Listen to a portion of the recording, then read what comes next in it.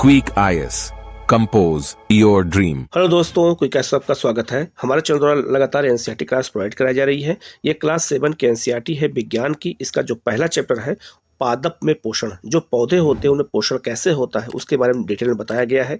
Video को अंत तक देखिएगा। कहीं कोई डाउट होता है कमेंट करके पूछिएगा और उससे जुड़े हुए सारे क्वेश्चन भी इसमें सॉल्व कराए जाएंगे।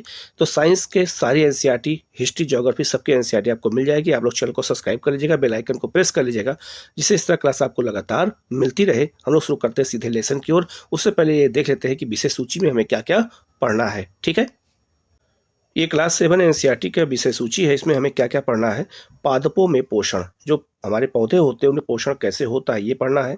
इसके बाद प्राणियों में पोषण कैसे होता है, ऊष्मा क्या होती है, अम्ल, क्षारक और लवण क्या होते हैं, भौतिक और रासायनिक परिवर्तन क्या होते हैं। यहाँ से जुड़े हुए क्वेश्चन हमेशा पूछे जाते हैं आपसे।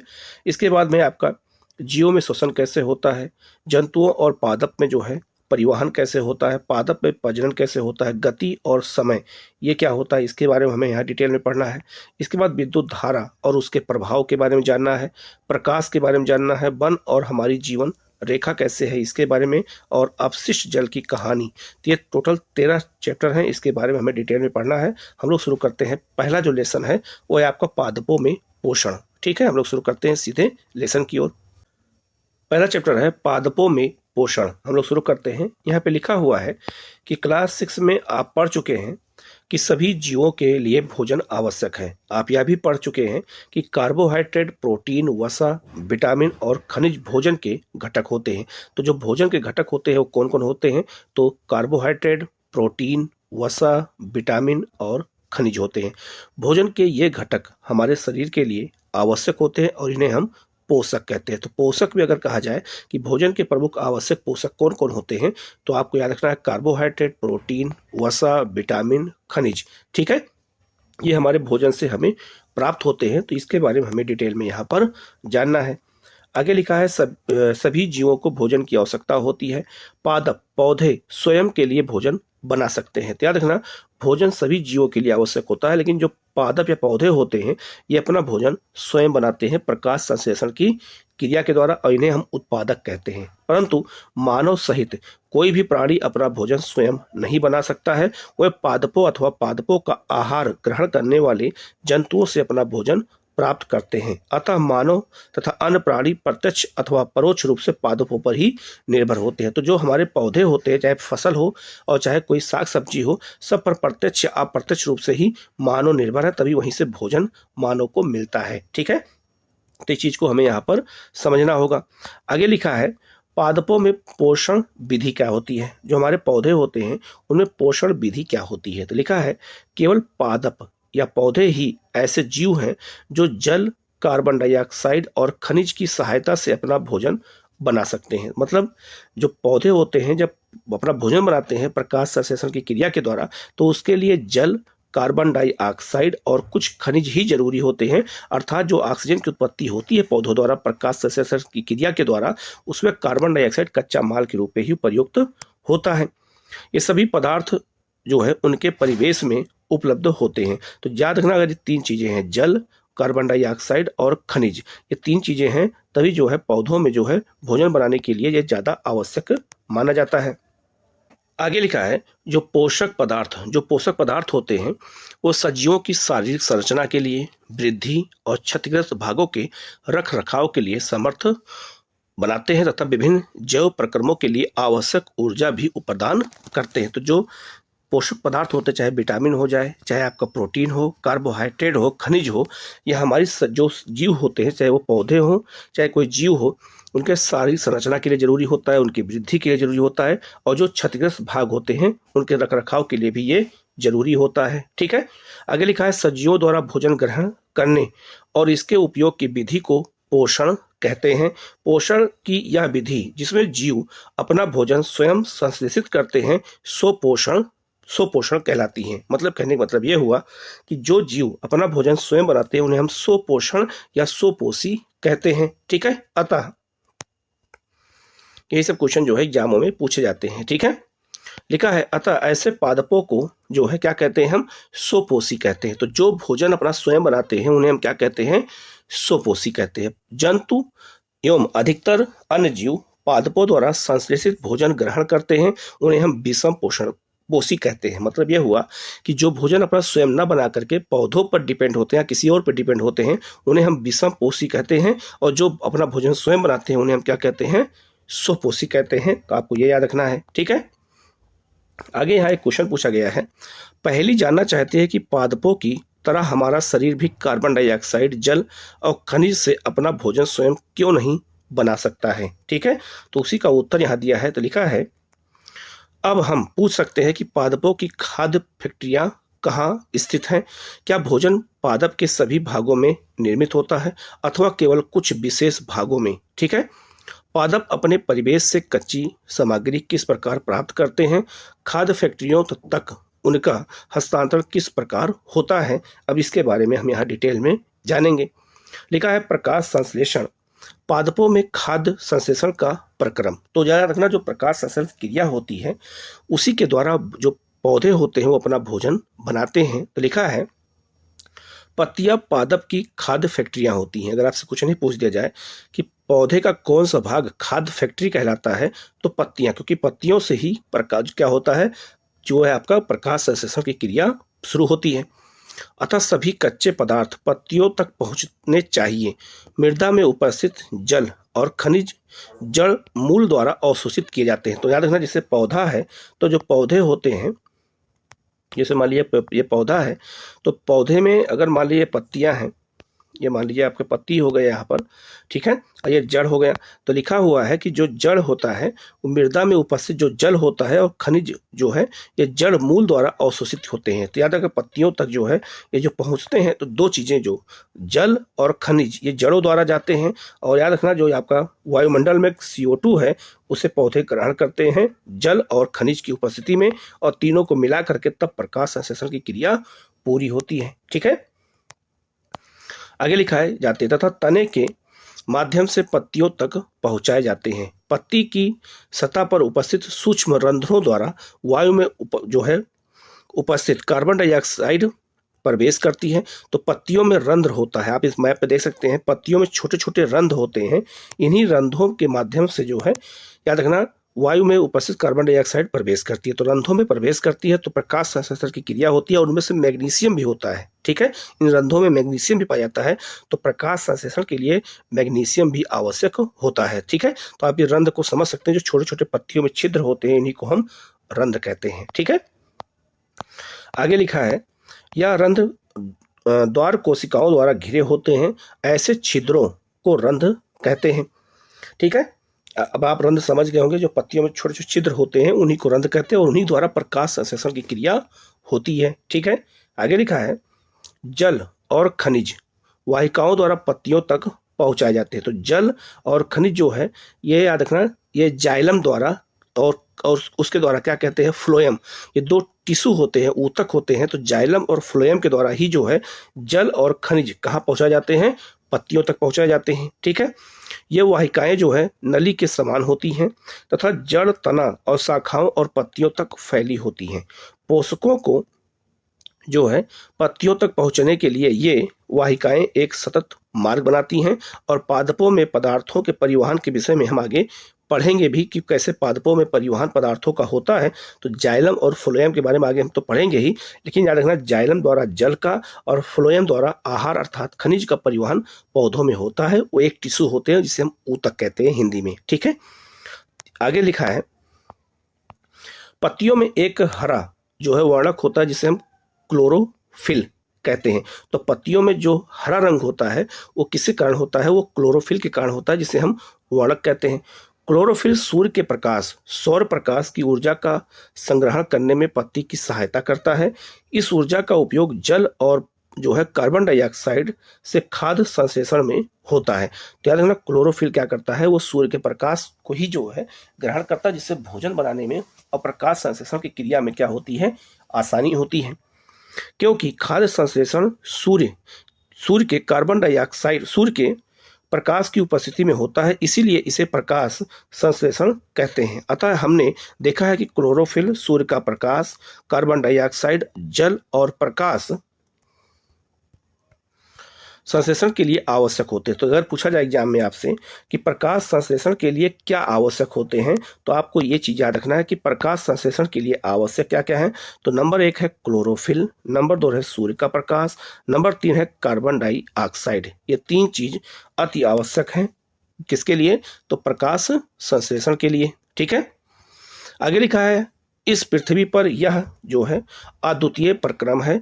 पत्तियों द्वारा सौर ऊर्जा संग्रहित की जाती है तथा पादप में खाद्य के रूप में संचित हो जाती है। अतः सभी जीवों के लिए सूर्य ऊर्जा का एक चरम स्रोत होता है। तो जितने भी जीव होते हैं, चाहे वो मानव हो, पौधे हो, चाहे जंतु हो, सबके लिए सूर्य जो है एक ऊर्जा का सबसे बड़ा स्रोत प्राकृतिक रूप से हमारे पृथ्वी पर मौजूद है।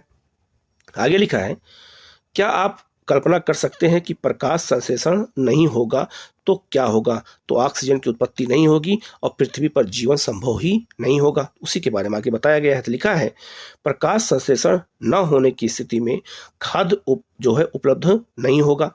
सभी जीवों का अस्तित्व प्रत्यक्ष अथवा अपरोक्ष रूप से पादपों द्वारा निर्मित भोजन पर ही निर्भर करता है।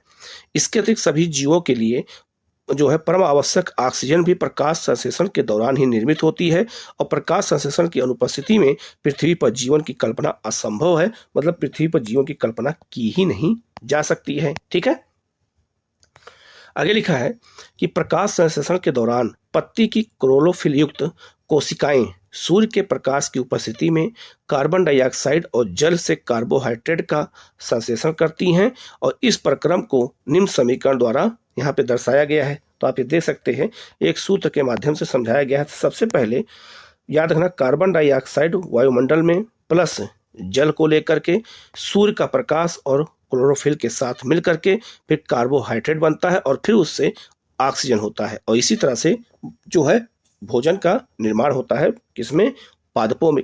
ठीक है, आगे लिखा है इस प्रक्रम में ऑक्सीजन जो है विमुक्त होती है, मतलब निमुक्त होती है। निमुक्त मतलब यह हो गया कि ऑक्सीजन की उत्पत्ति होती है कैसे, प्रकाश संश्लेषण की क्रिया द्वारा। तो प्रकाश संश्लेषण की क्रिया द्वारा याद रखना जो ऑक्सीजन की उत्पत्ति होती है तो कार्बन डाइऑक्साइड किसका कच्चा माल कहलाएगा, ऑक्सीजन का। कार्बोहाइड्रेट अंततः पत्तियों में जो है मड स्टार्च के रूप में संचित हो जाता है। तो अगर जो भोजन के रूप में ग्रहण करते हैं वो कार्बोहाइड्रेट होता है, वो मड अर्थात स्टार्च के रूप में कहा हो जाता है, पत्तियों में जमा हो जाता है और वहीं से उनको भोजन प्राप्त होता है। ठीक है, पत्ती में स्टार्च की उपस्थिति जो है प्रकाश संश्लेषण प्रक्रम का जो है संपन्न होना दर्शाता है। जो स्टार्च भी एक प्रकार का कार्बोहाइड्रेट होता है। तो कार्बोहाइड्रेट ही पौधे बनाते हैं और उसी को वो ग्रहण करते हैं। अब आप इस मैप के माध्यम से आसानी से समझ सकते हैं। यहाँ देख सकते हैं कि ये सूर्य का ये पत्ती है और पत्तियों में छोटे छोटे रंध्र होते हैं। तो पत्तियों में क्लोरोफिल भी होता है। जल और खनिज ये पौधे कहाँ से ग्रहण करते हैं, तो ये मिट्टी से ग्रहण करते हैं, जड़ों के माध्यम से। ठीक है, और जो है वायुमंडल में कार्बन डाइऑक्साइड होता है। तो कार्बन डाइऑक्साइड पौधे क्या करते हैं, तो कार्बन डाइऑक्साइड को पौधे ग्रहण करते हैं सूर्य के प्रकाश की उपस्थिति में। क्लोरोफिल भी रहता है और जल और खनिज रहता है और विमुक्त क्या करते हैं, तो ऑक्सीजन करते हैं। तो ऑक्सीजन की उत्पत्ति कैसे हो रही है, इस पूरे मैप के माध्यम से प्रकाश संश्लेषण की क्रिया को बहुत आसानी से यहाँ पर समझाया गया है। तो आप इसको समझ करके आप आसानी से ये जान सकते हैं कि कैसे प्रकाश संश्लेषण की क्रिया होती है। यहाँ पे आप देख सकते हैं कुछ मैप दिया है। ये आपका है पत्ती, ठीक है, और पत्तियों में जो है क्या होते हैं, छोटे छोटे रंध्र होते हैं, जैसे मैंने आपको ऊपर भी दिखाया है। ये देखिए आप रंध्र होते हैं इसमें, और याद रखना ये द्वार कोशिकाएं होती हैं जिससे जो है भोजन बनता है। ठीक है, और ये आपका ये क्या होता है, ये आपका क्लोरोफिल होता है। ये आप देख सकते हैं क्लोरोफिल है। ठीक है, तो ये पत्तियों में होता है, छोटे छोटे रंध्र हैं। इसी को यहाँ पर दिखाया गया है कि आप जिससे आपको ये समझने में बिल्कुल क्या हो, आसानी हो जाए। ठीक है, यहाँ ऊपर एक कोशिका क्या होती है इसको देख लेते हैं। तो कोशिका में याद रखना, कोशिका दो प्रकार की होती है, जंतु कोशिकाएं होती हैं और पादप कोशिकाएं होती हैं।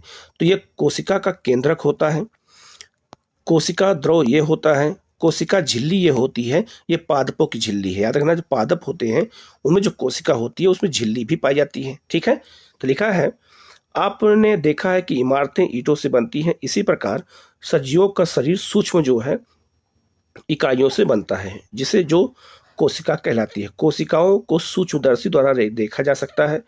कुछ जीव मात्र एक कोशिका के बने होते हैं। कोशिका एक पतली बाह्य संरचना द्वारा घिरी होती है जिसे हम कोशिका झिल्ली कहते हैं।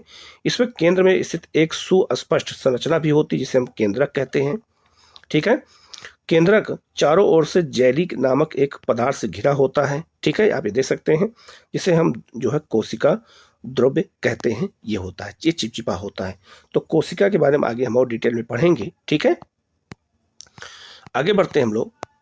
यहाँ लिखा है कि जो पत्तियों के अतिरिक्त पादपों के दूसरे हरे भागों जैसे कि हरे तने, हरी शाखाओं में भी प्रकाश संश्लेषण होता है। याद रखना, अगर एग्जाम में आपसे पूछ दिया जाए कि क्या पत्तियों में ही केवल प्रकाश संश्लेषण होता है, तो नहीं, पत्तियों के अतिरिक्त हरे जो है जो तने होते हैं और हरी जो शाखाएं होती हैं वो भी प्रकाश संश्लेषण की क्रिया करती हैं। ऐसे क्वेश्चन एग्जाम में आपसे पूछे जा सकते हैं। तो आगे लिखा है, मरुस्थलीय पादपों में वाष्पोत्सर्जन द्वारा जल क्षय को कम करने के लिए पत्तियां सल्क अथवा शूल रूपी हो जाती हैं। तो याद रखना, जो मरुस्थल होता है, तो मरुस्थल में जो पत्तियां होती हैं पेड़ों की, वो छोटी होती हैं। क्यों छोटी होती हैं? जिससे जो है वाष्पोत्सर्जन की क्रिया कम हो सके और उनमें पानी बराबर बना रह सके। इसीलिए वहां पर मरुस्थल में जो पौधे पाए जाते हैं उनमें पत्तियां छोटी होती हैं, कटीलेदार होती हैं, ठीक है, या गूदेदार होती हैं। इन पादपों के तने हरे होते हैं जो प्रकाश संश्लेषण का कार्य करते हैं, ठीक है। तो आप इसको समझ सकते हैं कि मरुस्थलीय क्षेत्रों में जो है वाष्पोत्सर्जन को रोकने के लिए ये व्यवस्था होती है। आगे लिखा है क्रियाकलाप नंबर 1। तो लिखा है, एक ही प्रकार के पादपों के 2 गमले लीजिए, एक को अंधकार अथवा काले बॉक्स में 72 घंटों के लिए रखिए और दूसरे को सूर्य के प्रकाश में रखिए। मतलब 2 गमले लीजिए, एक अंधेरे कमरे में रखो और एक सूर्य के प्रकाश में रखो। दोनों पादपों की पत्तियों में आयोडीन परीक्षण उसी प्रकार कीजिए जैसे आपने कक्षा 6 में किया था। अपने अवलोकन को नोट कीजिए। अब उस गमले को जिसे आपने अंधकार में रखा था 3-4 दिनों के लिए सूर्य के प्रकाश में रख दीजिए, अतः पुनः उसकी पत्ती पर आयोडीन परीक्षण कीजिए। आपने प्रक्षेपण के अपनी नोटबुक में, मतलब उसमें नोट कीजिए। मतलब इसका मतलब यह है कि दोनों में जो प्रकाश में अंतर आ जाएगा, मतलब पौधों में अंतर आ जाएगा प्रकाश के न होने से, ठीक है। आगे लिखा है, हरी पत्तियों के अतिरिक्त अन्य वर्ण रंग की पत्तियों में भी क्लोरोफिल होता है, परंतु इन पत्तियों में उपस्थित लाल, भूरे अथवा अन्य वर्ण क्लोरोफिल के हरे रंग का जो है प्रक्षालन कर देते हैं, अर्थात ढक लेते हैं। इन पत्तियों में भी प्रकाश संश्लेषण होता है। कहने मतलब यह है कि बहुत सारे पौधे ऐसे होते हैं जिनकी पत्तियां हरे कलर की नहीं होती हैं, अलग कलर की होती हैं, रेड होती हैं या फिर येलो होती हैं, तो वो भी प्रकाश संश्लेषण करते हैं। ये भी याद रखना, प्रकाश संश्लेषण क्षमता उनमें भी होती है। आगे लिखा है, आपने गीली दीवारों पर तालाब अथवा जो है ठहरे हुए जलाशय में हरे जो है औपकी काई जैसे पादप देखे होंगे। आप तालाब वालाब में देखते होंगे काई बिछी रहती है, जैसे आप इस मैप पर देख सकते हैं, ठीक है। तालाब में काई जो है फैली होती है।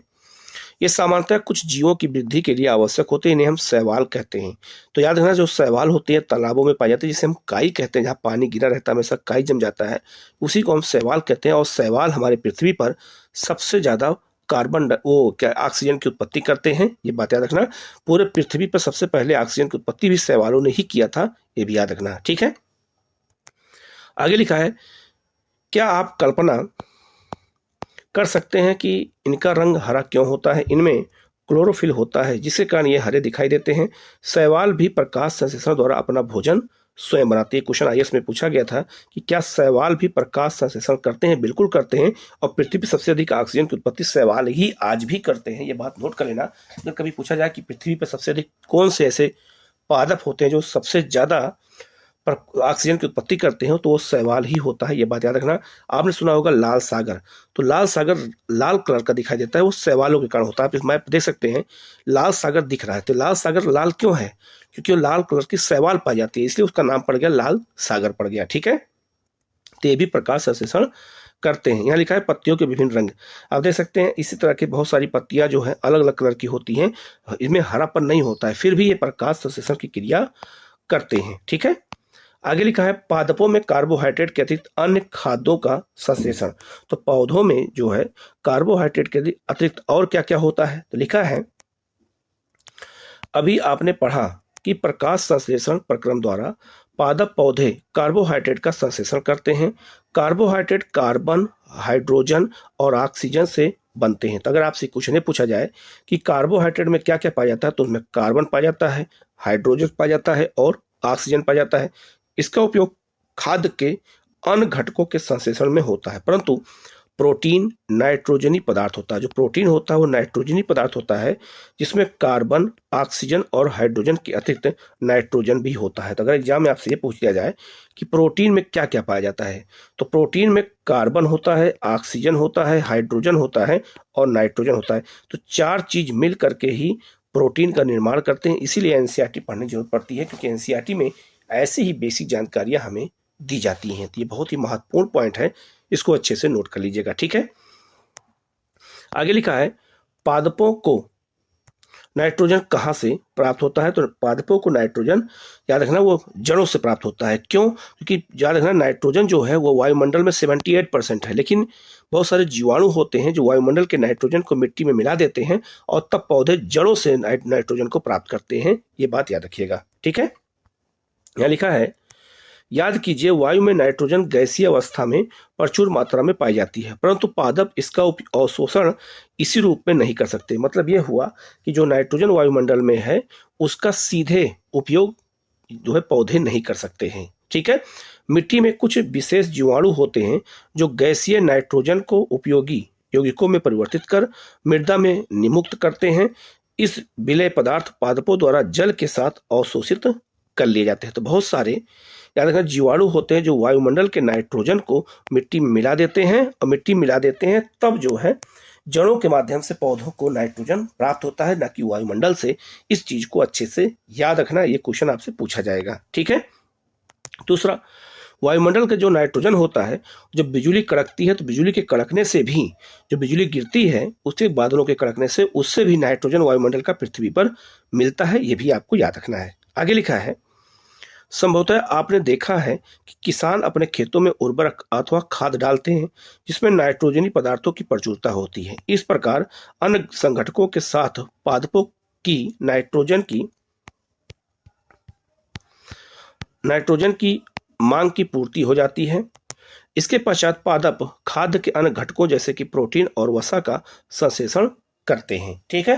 तो प्रोटीन जो है, वसा, नाइट्रोजन, ये सब भी जरूरी है पौधों के लिए, आपको ये याद रखना है। आगे है पादपों में पोषण की अन्य विधियां। जो पादप होते हैं उनमें पोषण की अन्य विधियां क्या क्या होती हैं। तो लिखा है कुछ पदार्थ पौधे, मतलब कुछ पादप पौधे ऐसे भी हैं जिनमें क्लोरोफिल नहीं हो पाया जाता है, वे भोजन संश्लेषित नहीं कर सकते हैं।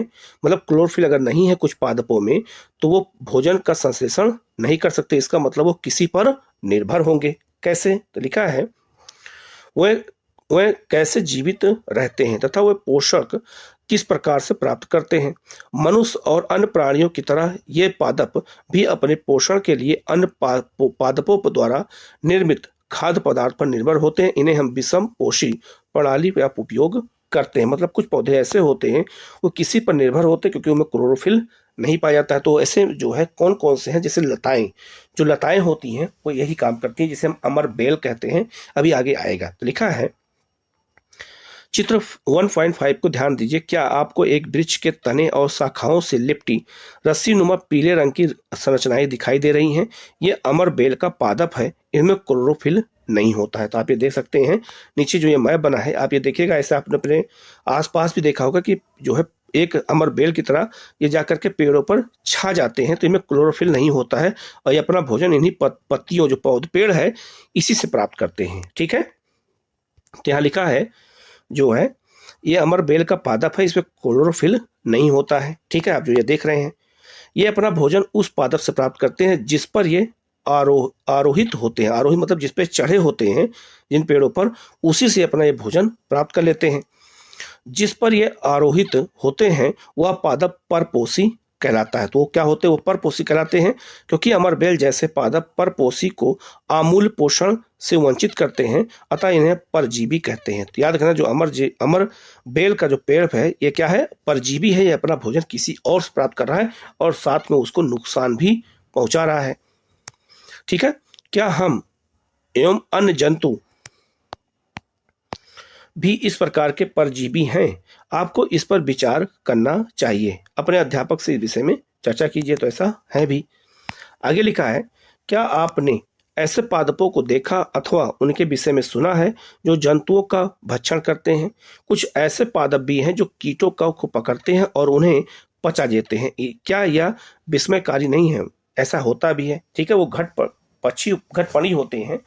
ये जो है कहाँ पाए जाते हैं, ये मेघालय में पाए जाते हैं, क्योंकि मेघालय में क्या है, जिन क्षेत्रों में मेघालय अथवा जिन क्षेत्रों में नाइट्रोजन की कमी होती है, तो ऐसे पौधे क्या करते हैं, वो कीड़ों को खा जाते हैं और कीड़ों से ही नाइट्रोजन को प्राप्त करते हैं, तभी वो जीवित रहते हैं, ठीक है। उन्हें हम घटपर्णी कहते हैं। आप इस मैप के माध्यम से इस घटपर्णी पौधे को आप यहाँ देख सकते हैं, ठीक है।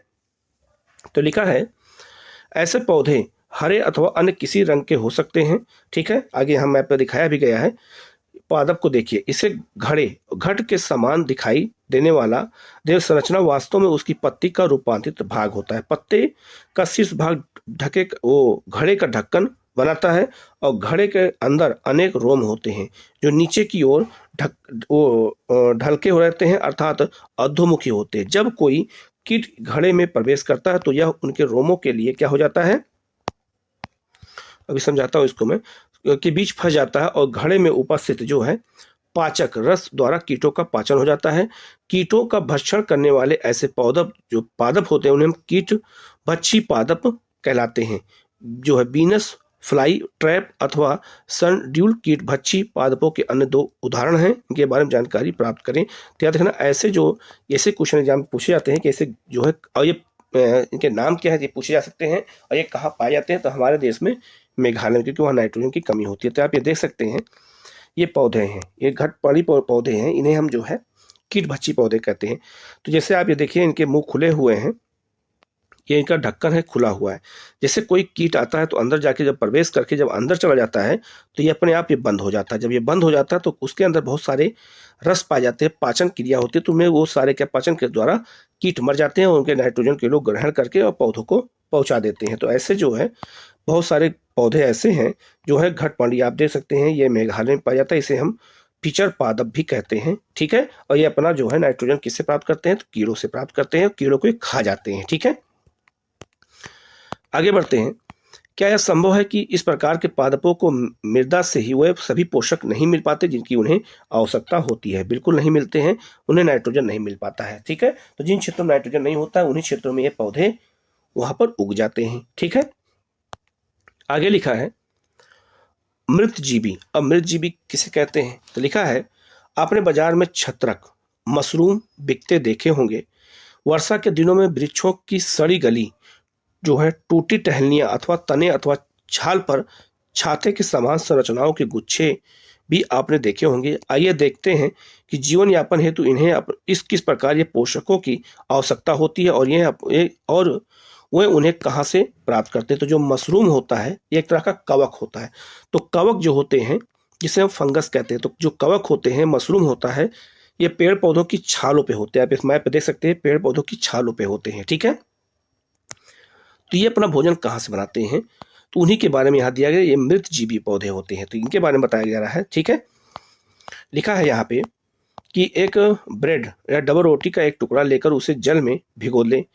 इसे किसी नम अथवा उष्ण स्थान पर 2-3 दिन के लिए रख दीजिए अथवा उस समय तक रख दीजिए जब तक कि उस पर रोए या जैसी संरचना ना दिखाई दे। तो आप ये ब्रेड को देख सकते हैं, इस पे देख सकते हैं फंगस लगा हुआ है कि नहीं लगा हुआ है, ठीक है। तो वही जो है क्या है, कवक है। ये धब्बे किस रंग के हैं, किसी वावर्धक लेंस अथवा सूक्ष्मदर्शी के सहयोग से इसका अवलोकन कीजिए, ठीक है। अपने प्रश्नों को नोटबुक में लिखिए। बहुत संभव है कि आपको रुई के धागों जैसे समान संरचनाएं दिखाई पड़े, ठीक है। तो इन्हें हम क्या कहते हैं, इन्हीं को हम कवक कहते हैं। तो लिखा है, ये आप यहाँ मैप पे भी देख सकते हैं, यहाँ पे भी मैप पे दिखाया गया है। ये ब्रेड में देख सकते हैं, इसे फंगस लग जाता है तो ये खराब हो जाते हैं, ठीक है, ये भीग जाते हैं, इनमें नमी आ जाती है। तो लिखा है यह जीव जो है कवक या फंजाई कहलाते हैं। इनकी पोषण प्रणाली अथवा पोषण विधि भिन्न प्रकार की होती है। यह मृत अथवा विघटनकारी सड़ने वाली वस्तुओं जैव पदार्थों की सतह पर कुछ पाचन रसों का स्वाद करते हैं और उसे साधारण और विलय के रूप में परिवर्तित कर देते हैं। तत्पश्चात वह इस विलयन का भोजन के रूप में अवशोषण करते हैं। इस प्रकार की पोषण प्रणाली को, जिसमें जीव किसी मृत अथवा विघटित जैविक पदार्थों से पोषण तत्व प्राप्त करते हैं, उन्हें मृतजीवी पोषण कहते हैं। तो अगर पूछा जाए मृतजीवी पोषण का सबसे अच्छा उदाहरण कौन है, तो कवक होते हैं, यह बात याद रखना, ठीक है। मृतजीवी पोषण प्रणाली का उपयोग करने वाले जीव मृतजीवी कहलाते हैं। तो मृतजीवी पोषण और मृतजीवी किसे कहते हैं, आपको अच्छे समझ में आ गया होगा। आप ये देख सकते हैं, ये जो है क्या निकला हुआ है, ये आपका देख सकते हैं ये मशरूम निकला हुआ है। तो सड़े गले स्थानों पर ही मशरूम ऐसे ही दिखाई देते हैं। ये भी क्या है, एक तरह का कवक है। ठीक है, आगे लिखा है कवक जो है फंजाई, अचार, चमड़े, कपड़े और अन्य पदार्थों पर उगते हैं। ठीक है, तो जो अचार होता है उसमें भी कवक पाया जाता है। ये उन स्थानों में भी उगते हैं जो नम और उष्ण हो। कवकों की वृद्धि के लिए वर्षा ऋतु सबसे अच्छी परिस्थितियां प्रदान करती हैं। जब वर्षा होती है तभी नमी होती है और गर्मी की वजह से सारे कवक निकल आते हैं। इसी कारण वर्षा ऋतु के दौरान अनेक वस्तुएं कवकों की वृद्धि के कारण नष्ट अथवा अनुपयोगी हो जाती हैं। आप कभी कपड़ा रख दीजिए, घरों में टांग दीजिए, कपड़ा बहुत दिन तक अगर गीला टांग देते हैं, देखिएगा उसमें भी फंगस लग जाता है। तो फंगस कपड़ों में भी लगता है। ठीक है, अपने अभिभावकों से कवकों द्वारा होने वाले नुकसान पर चर्चा कीजिए। इससे कई तरह की बीमारियां हो जाती हैं, जैसे बाल का झड़ना, नाखून का खराब होना। ठीक है, आगे लिखा है सामान्यतः कवकों के जो है बीजाणु वायु में उपस्थित होते हैं। तो जो कवक के बीज होते हैं वो वायु में उड़ते रहते हैं।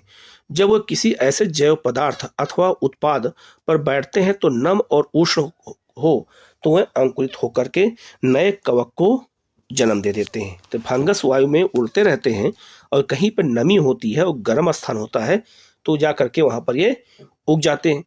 क्या अब आप बता सकते हैं कि हम अपनी वस्तुओं को कवकों द्वारा खराब होने से किस प्रकार बचा सकते हैं? तो उन्हें हम नम वाले स्थानों पर न रख करके उन्हें हम बचा सकते हैं। ठीक है, आगे लिखा है कुछ जीव एक दूसरे के साथ रहते हैं तथा अपना आवास और पोषक तत्व एक दूसरे के साथ बांटते हैं।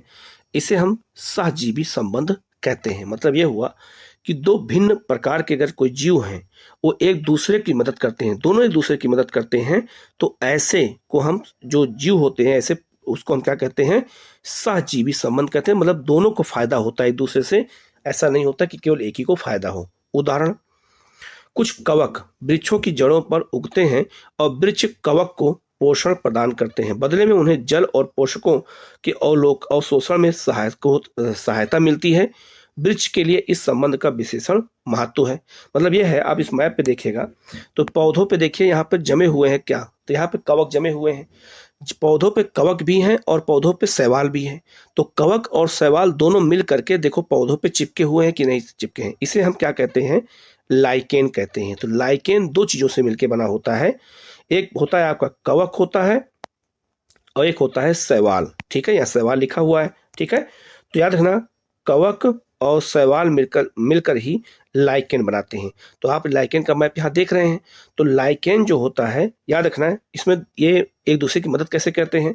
तो जो कवक होता है ये भोजन देता है, मतलब ये सहारा देता है किसको, शैवाल को, और बदले में शैवाल प्रकाश संश्लेषण की क्रिया के द्वारा इसको भोजन देता है, किसको, कवक को। तो दोनों मिलकर एक दूसरे की सहायता करते हैं और दोनों को मिला करके हम क्या कहते हैं, लाइकेन कहते हैं। और लाइकेन वायु प्रदूषण का सूचक होता है। अगर किसी क्षेत्र में वायु प्रदूषण होगा तो लाइकेन सूख जाएगा, तो इसका मतलब यह है कि उस क्षेत्र में जो है क्या हो रहा है, वायु प्रदूषण हो रहा है। ठीक है, तो लाइकेन कहे जाने वाले कुछ जीवों में दो भागीदार होते हैं। इनमें से एक शैवाल होता है तथा दूसरा कवक होते हैं। तो एग्जाम में अगर आपसे कई बार एग्जाम में क्वेश्चन आया हुआ है कि लाइकेन किससे मिलकर बना होता है, तो लाइकेन शैवाल और कवक से मिलकर बना होता है। तो लिखा है आगे मदद कैसे करते हैं, जैसे हम आपको मैं समझाया उसी चीज को यहाँ लिखा गया है कि शैवाल जो होते हैं उनमें क्लोरोफिल उपस्थित होता है, जबकि कवक में क्लोरोफिल नहीं होता है। एक क्वेश्चन यही बन गया कि पूछा जाए कि क्या कवक में क्लोरोफिल होता है, तो नहीं होता है।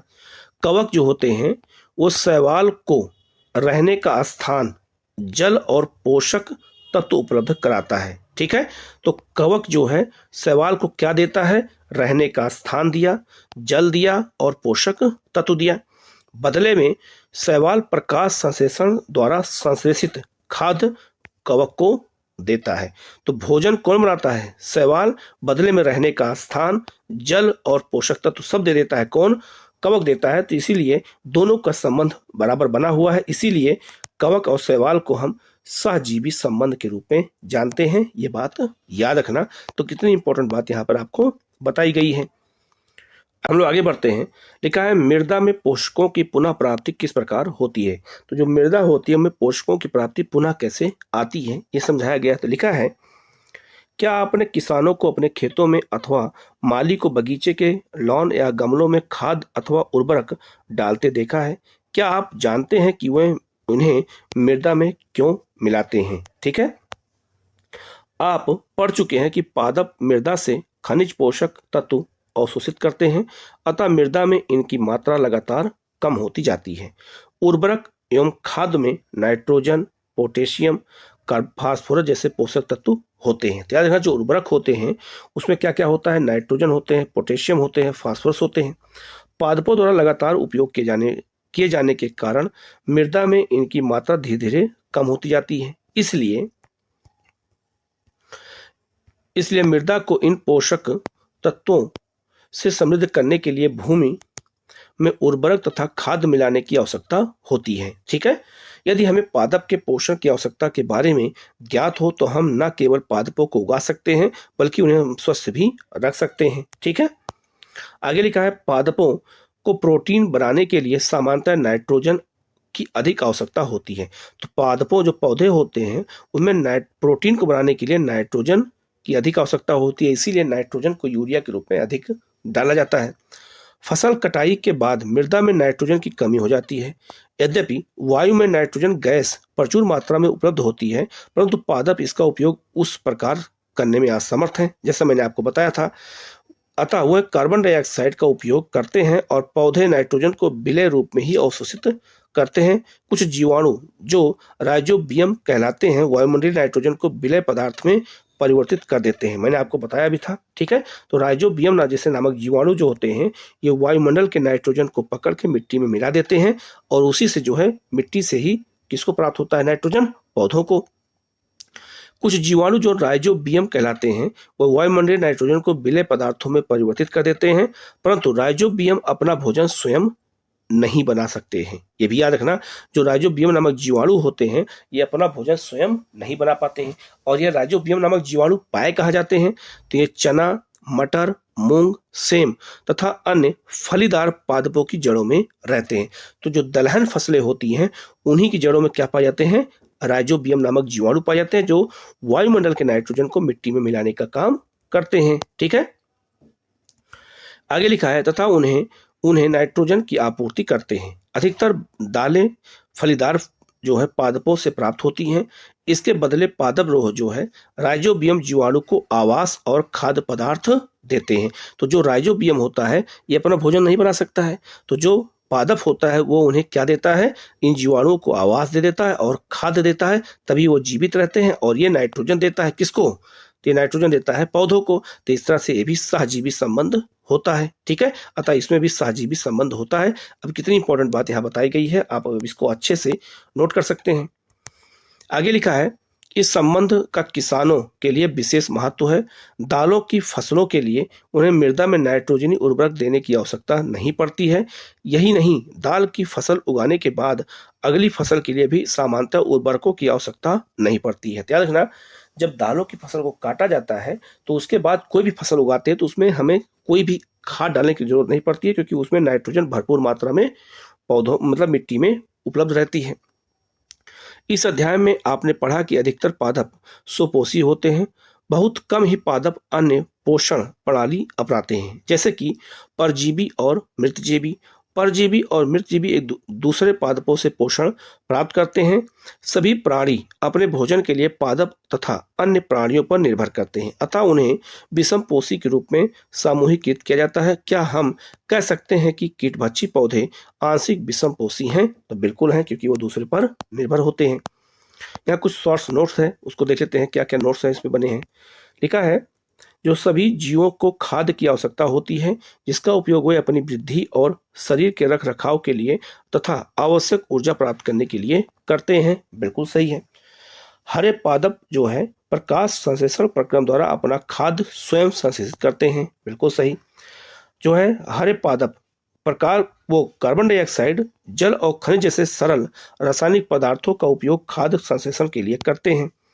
प्रकाश संश्लेषण के लिए क्लोरोफिल और सूर्य का प्रकाश अनिवार्य रूप से आवश्यक होता है। ठीक है, तो ये भी याद रखना कि प्रकाश संश्लेषण के लिए क्लोरोफिल और सूर्य का प्रकाश बहुत ही जरूरी है। आगे लिखा है कार्बोहाइड्रेट जैसे जटिल रासायनिक पदार्थ प्रकाश संश्लेषण के उत्पाद होते हैं। तो प्रकाश संश्लेषण के द्वारा क्या भोजन बनता है उसे हम कार्बोहाइड्रेट कहते हैं। प्रकाश संश्लेषण के प्रक्रम में क्लोरोफिल की सहायता से पत्तियों द्वारा सौर ऊर्जा का संचय किया जाता है। प्रकाश संश्लेषण में ऑक्सीजन उत्पादित होता है, अतः इस ऑक्सीजन का उपयोग जो है सभी जीवों द्वारा अपनी उत्तर मतलब जीविका के लिए किया जाता है, मतलब उन्हें जीवित रहने के लिए जरूरी होता है। कवक अपना पोषण मृत और अपघटित जैव पदार्थों से प्राप्त करते हैं, वह मृत जीवी कहलाते हैं। अमरबेल जैसे पादप परजीवी होते हैं, वह परपोषी पादप से अपना भोजन प्राप्त करते हैं। ठीक है, कुछ पादप और अन्य सभी जीव अपने पोषण हेतु दूसरे जीवों पर निर्भर होते हैं, अतः उन्हें हम विषम पोषी कहते हैं। ठीक है, सब मैंने बता दिया है। अब हम लोग थोड़ा क्वेश्चन भी देख लेते हैं कि इनमें कौन कौन से क्वेश्चन पूछे जा सकते हैं। जैसे पहला है कि अमरबेल उदाहरण है किसका, तो अमरबेल किसका उदाहरण है, तो अमरबेल परजीवी का उदाहरण है। तो इसका आंसर हो जाएगा बी। कीटों को पकड़कर अपना आहार बनाने वाले पादप का नाम क्या है, घटपर्णी जो पिचर पादप कहते हैं। ठीक है, अगला क्वेश्चन है जो क्लोरोफिल होता है वो क्या होता है, तो क्लोरोफिल जो है ये याद रखना कहाँ पाया जाता है, पत्ती में। नाइट्रोजन कहाँ होता है, तो नाइट्रोजन जो है याद रखना ये किसके लिए होता है, तो नाइट्रोजन जो है ये जीवाणु से है। अमरबेल क्या होता है, अमरबेल परजीवी होता है। जंतु जो है वो क्या होते हैं, वो परपोषी होते हैं। और कीट भक्षी क्या होते हैं, ये घटपर्णी होते हैं। ठीक है, अगला क्वेश्चन है निम्नलिखित में से कौन सा सत्य और असत्य कथनों का चयन कीजिए। प्रकाश संश्लेषण में कार्बन डाइऑक्साइड मुक्त होती है, ठीक है, नहीं, ये गलत हो जाएगा, जबकि ऑक्सीजन मुक्त होती है। ठीक है, ऐसे पादप जो अपना भोजन स्वयं संश्लेषित करते हैं उन्हें मृत जीवी कहते हैं, नहीं, उन्हें हम क्या कहते हैं, स्वपोषी कहते हैं, जो अपना भोजन स्वयं बनाते हैं। ये भी गलत हो जाएगा। प्रकाश संश्लेषण का उत्पाद प्रोटीन नहीं है, तो प्रकाश संश्लेषण का उत्पाद प्रोटीन नहीं होता है, बिल्कुल सही है, कार्बोहाइड्रेट होता है। प्रकाश संश्लेषण में सौर ऊर्जा का रासायनिक ऊर्जा में रूपांतरण होता है, बिल्कुल सही है। ये भी तो दो सही है और दो गलत है। ठीक है, अगला क्वेश्चन है कि पादप के किस भाग द्वारा प्रकाश संश्लेषण हेतु वायु से कार्बन डाइऑक्साइड ली जाती है, रंध्रों के द्वारा। ठीक है, अगला है वायुमंडल से मुक्तया जिस भाग द्वारा पादप कार्बन डाइऑक्साइड प्राप्त करते हैं वह क्या है, तो वह पत्तियों से ग्रहण करते हैं। तो इसका जो आंसर हो जाएगा डी हो जाएगा। ठीक है, तो कुछ महत्वपूर्ण क्वेश्चन थे, मैंने आपको बता दिया, इसको अच्छे से देखिएगा। कहीं कोई डाउट होता है तो उसको आप लोग जरूर पूछिएगा। क्या आप जानते हैं पादपों के लिए प्रकाश उतना ही अधिक महत्वपूर्ण है कि उनकी पत्तियों की वृद्धि अनेक प्रकार से होती है, जिससे कि उन्हें अधिकतम प्रकाश ग्रहण करने की सुविधा हो। ठीक है, क्या आप जानते हैं, तो ये भी आप एक इंपॉर्टेंट चीज है, इसको भी आप लोग याद रखिएगा। तो आपको लगातार वीडियो मिलता रहे, आप लोग चैनल को सब्सक्राइब कर लीजिएगा। इसी तरह से चैप्टर वाइज आपको क्लास मिलती रहेगी। आप लोग किसी कोई डाउट होता है तो आप पूछेगा, उस जो है उसका आपको जवाब दिया जाएगा। Okay, thank you.